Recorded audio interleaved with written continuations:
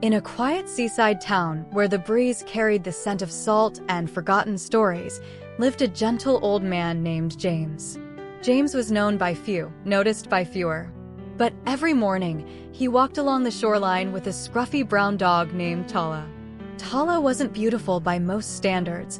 Her fur was uneven, her tail slightly crooked, but the way she looked at James made her the most precious creature. Years ago, when life had taken everything from him, his wife, his children who moved away, Tala had been the one thing that stayed. She became his family, his reason to wake up, his only conversation in a silent world. One afternoon, the waves were louder than usual, crashing against the rocks. James sat on the sand, but Tala didn't run like she used to. She stayed close, her breathing heavy, her steps slow. Something wasn't right. That night, Tala didn't eat. By morning, she couldn't stand.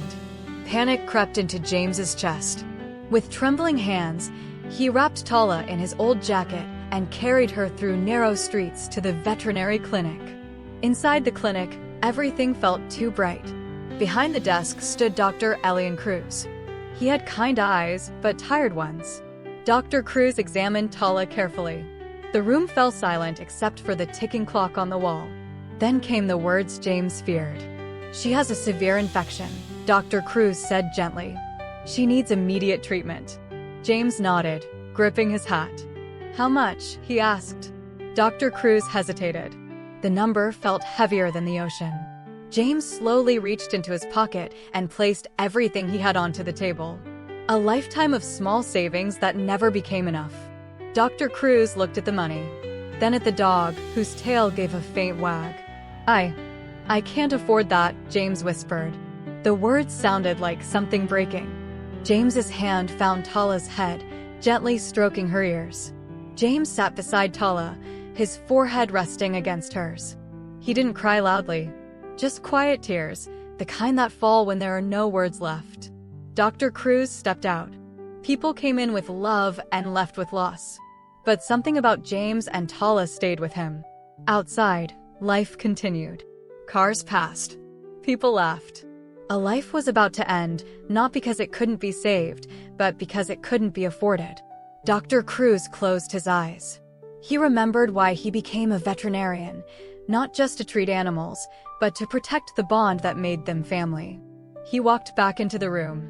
James looked up, his eyes red but calm. Dr. Cruz knelt beside him. "No," he said softly. "No, we're not ending her story today. I'll treat her," Dr. Cruz continued. "You don't have to pay anything." James's lips trembled. "Why?" he asked. Dr. Cruz glanced at Tala. "Because she's not just a dog," he said. "And you're not just a client." The next few days were filled with quiet effort. For fluids, medication. Dr. Cruz checked on Tala even during his breaks.